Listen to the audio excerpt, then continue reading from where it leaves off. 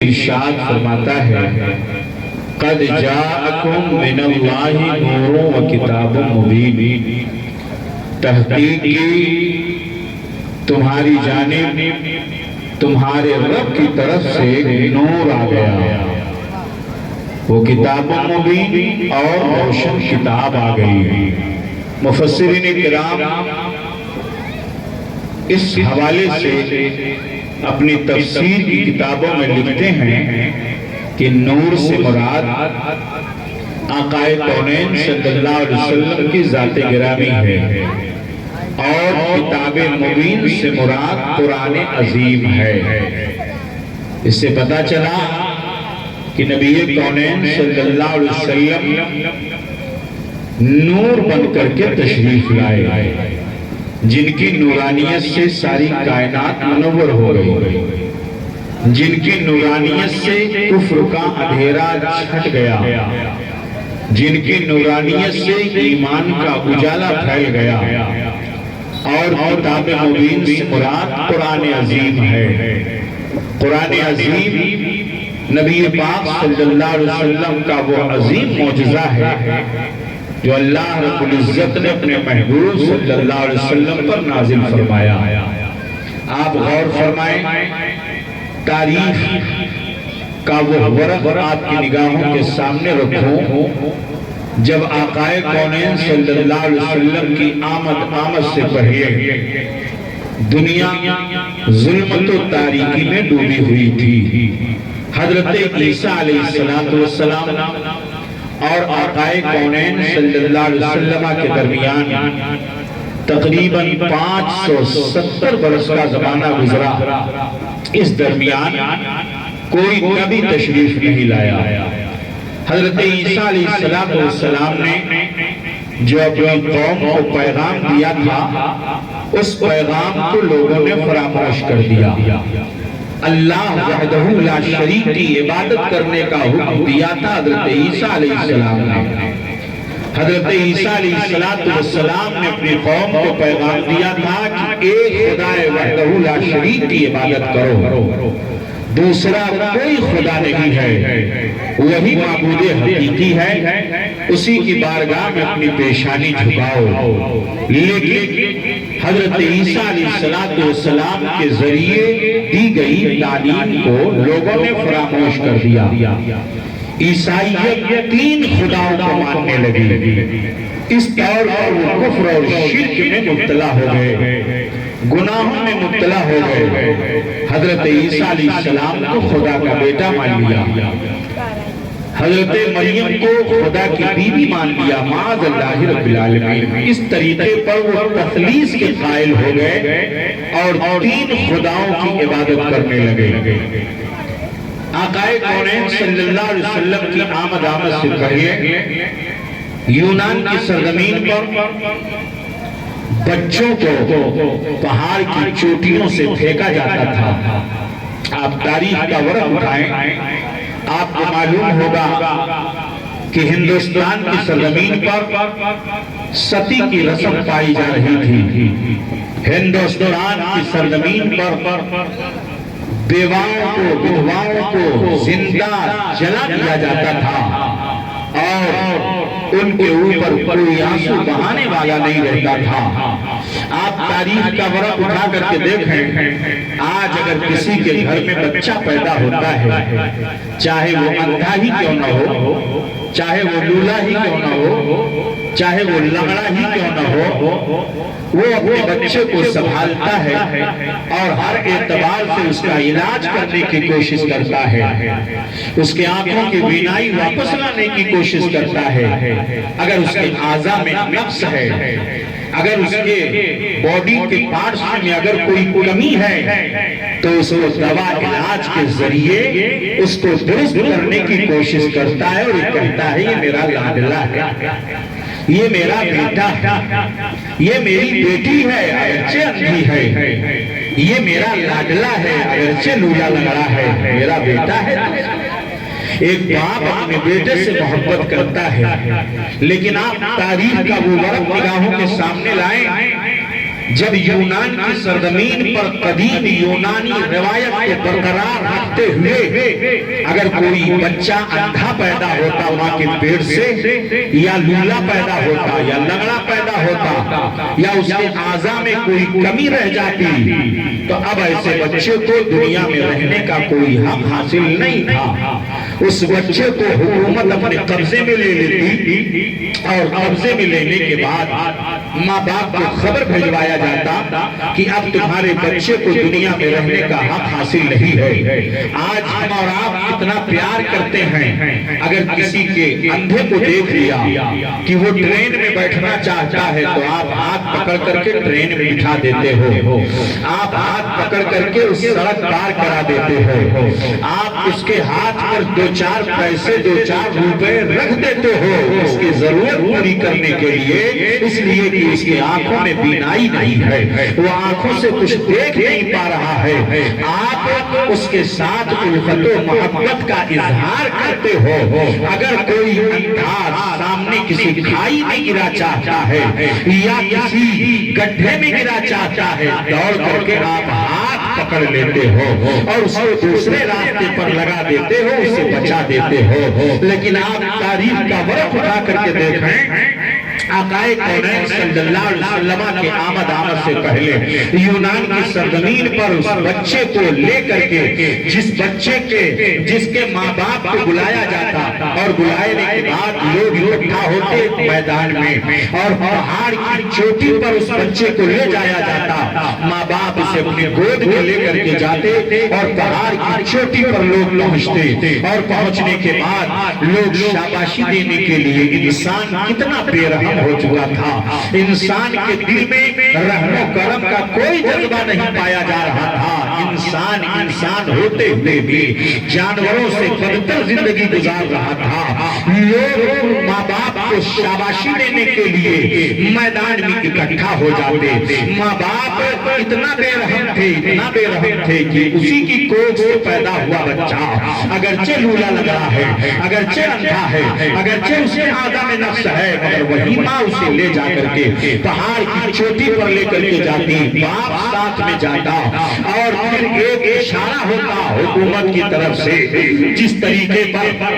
کوئی کھیل کود کا معاملہ ہوتا ہے تو ایک دو تین پر سارا کھیل شروع ہو جاتا ہے، ایسے ہی آواز لگائی جاتی تھی، حکومت کی طرف سے اعلان کیا جاتا، ایک، پھر خاموش رہتے، پھر دو، پھر تین خاموشی، تیسرے نمبر پر اس کو یہ آرڈر جاری ہوتا کہ جیسے تین کہا جائے گا تم اپنے بیٹے کو یا اپنی بیٹی کو پہاڑ کی چوٹی سے پھینک دو گے، جیسے ہی تین کہا جاتا حکومت کی طرف سے فوراً اس کے ماں باپ اس بچے کو پہاڑ کی چوٹی سے پھینک دیتے، وہ بچہ فضاؤں میں لہراتا ہوا اور چیختا چلاتا ہوا بلکتا ہوا زمین پر آ کر کے گرتا، اس کا سر زمین سے ٹکراتا، سر پھٹ جاتا، جسم کے اعضاء بکھر جاتے، ہاتھ پاؤں ٹوٹ جاتا۔ بتاؤ، پہاڑ کی چوٹی سے، اتنی اونچی چوٹی سے پھینکا گیا بچہ،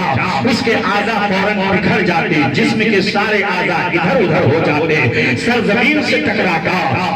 خون کا فوارہ جاری ہوتا، اور فوراً لوگ شاباشیاں دیتے تھے، واہ واہ تم نے بہت اچھا کام کیا کہ آج اس بچے کو تم نے اپنے ہاتھ سے مار ڈالا۔ اللہ اکبر۔ آپ مجھے بتائیے، آپ کسی جگہ جا رہے ہو، رات کی تاریکی ہو یا کسی جنگل میں آپ کا گزر ہو رہا ہو، آپ کی کن پٹی پر اگر کوئی کارتوس اور آپ کے کن پٹی پر کوئی کٹا رکھ دے اور رکھنے کے بعد کہے کہ میں تمہیں مار ڈالوں گا، تو آپ مجھے بتاؤ کہ وہ بچانے والے کو پکارے گا کہ نہیں پکارے گا؟ وہ کسی بچانے والے کو آواز دے گا کہ نہیں آواز دے گا؟ آپ خود کہو گے کہ ہے کوئی مجھے بچانے والا، میری جان لینے والا میرے سامنے ہے، آؤ مجھے بچا لو۔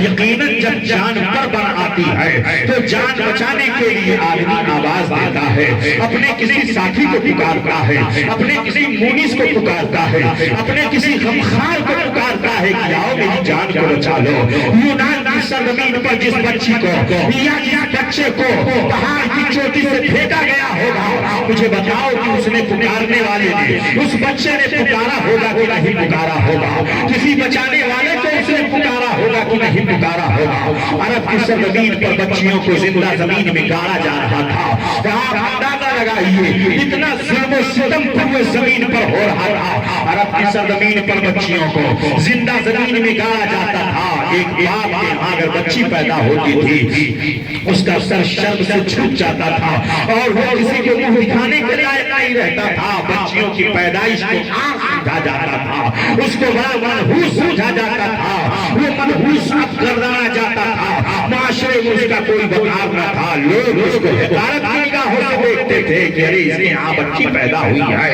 اس کو تو داماد بنانا پڑے گا، اس کو تو اپنی لڑکی کسی کے حوالے کرنا پڑے گا۔ وہ عاجز ہو جاتا جب چاروں طرف سے تان و تشنیع کے جملے اس پر سنتے اور سننے کے بعد وہ باپ اپنی گود میں اپنی بیٹی کو لیتا، وہ خوبصورت بیٹی جس کے چاچی، جس کے رخ انور پر اور جس کے چمکتے ہوئے چہرے پر ہزاروں چاند کی چاندنیاں قربان ہو جاتی ہیں، اسی بچی کو اپنی گود میں لیتا، ہاتھ میں پھاوڑا لیتا، رسیاں لیتا اور جا کر کے عرب کے ریگزاروں میں پہاڑ کے کنارے کھود کے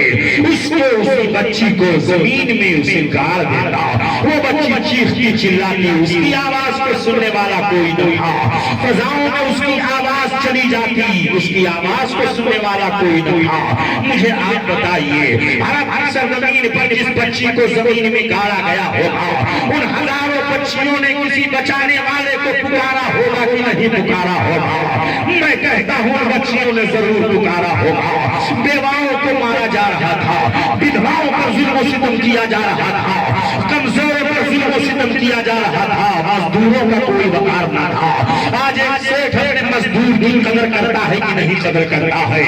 آج ایک سیٹھ اپنے مزدور کو بھی وہ اچھے اور قدر کی نگاہوں سے دیکھتا ہے کہ نہیں دیکھتا ہے؟ مزدور کو لایا جاتا تھا، ہفتہ ہفتہ اس سے مزدوری کرائی جاتی تھی اور جب ایک مزدور روتے ہوئے کہتا تھا میری مزدوری کے دور اس کے پشت پر لات مار کر کے بھگا دیا جاتا تھا اور یہ کہا جاتا تھا کہ جا اب تیری مزدوری نہیں ملے گی، کل آنا تب مزدوری ملے گی۔ مہینوں مہینوں اس سے کام کرایا جاتا تھا مگر مزدوری نہیں دی جاتی تھی۔ وہ مزدور اپنے گھر پہنچتا تھا، اپنے بچوں کو دیکھتا تھا، بچے روتے بلکتے رہتے تھے، گھر میں فاقے پہ فاقہ ہو رہا ہے، وہ مزدوری بھی کرتا تھا مگر مزدور کی مزدوری نہیں دی جاتی تھی۔ بوڑھوں سے اتنا کام لیا جاتا تھا، اتنا کام لیا جاتا تھا کہ ان کے پشت پر ہزاروں من اور ہزاروں ٹن کے پتھر لانے جاتے تھے۔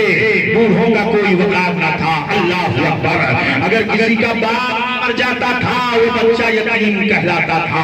اس یتیم بچے کا کوئی وقار نہ تھا۔ یتیم بچوں کے مال و اسباب لوگ اپنے قبضے میں لے لیتے تھے، اسے غلام بنا دیا جاتا تھا، وہ بچہ غلامی کی زندگی بسر کرتا تھا۔ انسانیت دم توڑ رہی تھی، آدمیت چیخ رہی تھی، انسانیت بے بنیاد ہو چکی تھی۔ انسان انس سے بنا تھا مگر انسان بڑا بے رحم ہو چکا تھا۔ بات بات پر قتل کرنا ایک عام بات تھی، چوری کرنا، ڈکیتی کرنا، بے حیائی کرنا، عصمت دری کرنا، راہ چلتی ہوئی دیشے زاؤں کی عزت و آبرو سے کھیل لینا یہ کوئی گناہ نہیں سمجھا جاتا تھا، بلکہ اس کو گناہ کے ساتھ ساتھ اس کو کوئی گناہ سمجھا ہی نہیں جاتا تھا بلکہ اسے فخریہ طور پر بیان کیا جاتا تھا۔ عرب کی سرزمین ہو، عجم کی سرزمین ہو، یونان کی سرزمین ہو، روم کی سرزمین ہو، غرض کائنات کی کوئی بھی جگہ ایسی باقی نہ تھی جہاں پہ ظلم و ستم کا بازار گرم نہ ہوا ہو۔ ہر طرف ظلم و ستم سے انسانیت کو ستایا جا رہا تھا، بیواؤں پر ظلم کیا جا رہا تھا۔ اسی ہندوستان کی سرزمین پر اگر کسی کا شوہر مر جاتا تھا، کسی کا پتی اگر مر جاتا تھا تو اس کو ستی کیا جاتا تھا، اس کو لایا جاتا، سفید کپڑے پہنائے جاتے اور سفید کپڑا پہنانے کے بعد اس کو اس پتی کی چتا پر بھی اس کو آگ میں جلا دیا جاتا تھا۔ وہ عورت چیختی چلاتی تھی مگر اس کا کوئی سننے والا نہیں تھا، رشتہ دار موجود رہتے مگر اس کی آواز فضاؤں میں گم ہو جایا کرتی تھی، اس کی آواز کو کوئی سننے والا نہ تھا۔ بھارت کی سرزمین پر جب بیواؤں کو مارا جا رہا تھا تو ان ہزاروں لاکھوں بیواؤں نے جنہوں نے اپنے پتی کی چتا پر چڑھ کر کے اپنی جان جانے اپنی کے سپرد کر دیا،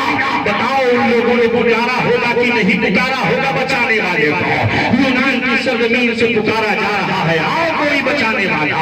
اللہ اکبر، عجب کی سرزمین سے پکارا جا رہا ہے، آؤ کوئی بچانے والا، اللہ اکبر۔ میں آپ کو ایک واقعہ بیان کرتا ہوا چلو، جب نبی کونین صلی اللہ علیہ وسلم کے دربار میں ایک نوجوان صحابی آئے تھے، اسلام کا کلمہ بھی نہیں پڑھا تھا، آئے آ کر کے انہوں نے ہمیں کرنا شروع کیا، روتے جا رہے ہیں، روتے جا رہے ہیں۔ آقا فرماتے ہیں کیوں رو رہے ہو، رونے کا سبب کیا ہے؟ تو کہا یا رسول اللہ میں نے اپنے ان ہاتھوں سے ایک دو نہیں، دو چار نہیں، 10-15 نہیں، میں نے اپنے ان ہاتھوں سے 70 بچیوں کو زندہ زمین میں دفن کیا ہے، کیا اللہ میری خطا معاف فرما دے گا؟ آقا ارشاد فرماتے ہیں ہاں، اگر تم توبہ کر لو گے، اسلام کا کلمہ پڑھ لو گے تو اللہ تمہاری خطاؤں کو معاف فرما دے گا۔ پھر وہ رونا شروع کرتے ہیں، کہا کہ عرض کرتے ہیں یا رسول اللہ میں ایک واقعہ بیان کروں؟ آقا فرماتے ہیں بیان کرو۔ صحابہ کی انجمن لگی ہوئی ہے، صحابہ بیٹھے ہوئے ہیں، انہوں نے عرض کرنا شروع کیا ہے میرے آقا میری ایک بیٹی تھی، وہ بیٹی مجھ سے بہت پیار کرتی تھی، بڑی محبت کرتی تھی،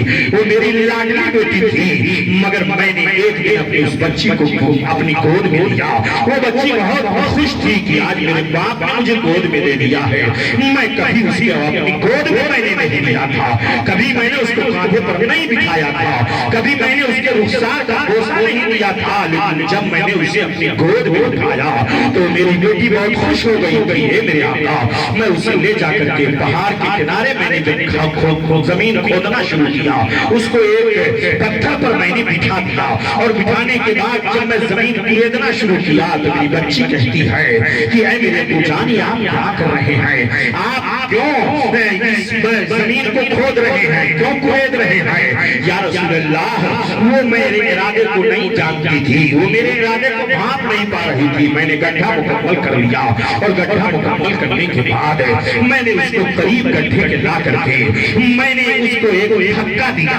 یا رسول اللہ جب میرے گرد و غبار میرے چہرے پر آتے تھے تو میری بچی آ کر کے اپنے ہاتھ سے گرد و غبار صاف کرتی تھی، سر کے اوپر کے گرد و غبار کو صاف کرتی تھی، پیاس لگ گئی جب مجھے تو اس نے مجھے پانی لا کر کے دیا، وہ پانی پی لیجیے آپ کو پیاس لگی ہوگی،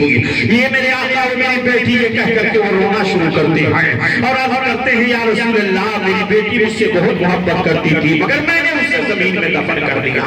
میں نے اسے جب زمین میں دفن کیا اور میں نے جب اسے دھکا مارا تو میری بچی جب دھکے سے زمین کے گڈھے میں گر گئی تو اس نے کہا ابو آپ یہ کیا کر رہے ہو، کیوں مجھے مار رہے ہو، کیوں مجھے قتل کر رہے ہو، میں نے آپ سے تم اسی طرح کا کوئی مطالبہ نہیں کیا ہے، میں نے آپ سے کوئی چیز نہیں مانگی ہے، ابو میں زندہ رہنا چاہتی ہوں، میں زندگی کا بھیک آپ سے مانگ رہی ہوں، مجھے آپ زندہ رہنے دو، مجھے اس گڈھے سے باہر نکال دو، میں بھیک مانگ کر کے زندگی گزار لوں گی مگر میں زندہ رہنا چاہتی ہوں، مجھے زندگی کی بھیک دے دو۔ اے میرے آقا وہ بار بار مجھ سے زندگی کی بھیک مانگتی رہی مگر میں اپنے ہاتھ سے رسی اور اپنے ہاتھ سے جتنی مٹی تھی سب کچھ پھینکتا گیا،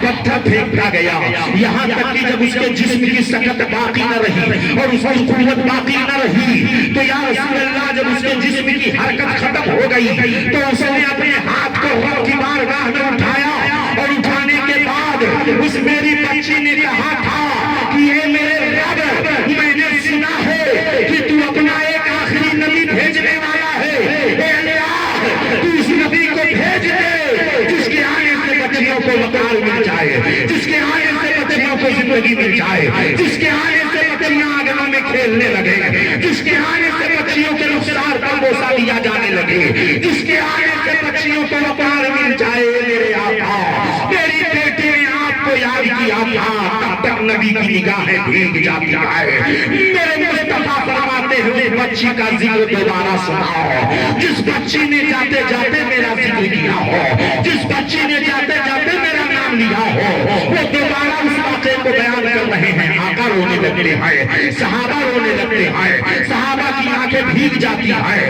آنکھیں ساون بھادو کی طرح برسنے لگتی ہیں۔ تب تک ایک صحابی نے کہا بس کرو بس کرو،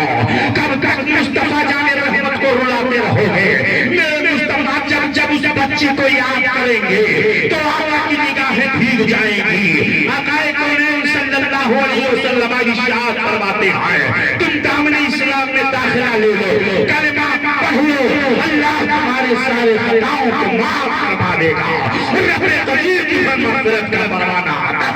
سبحان اللہ، نعرہ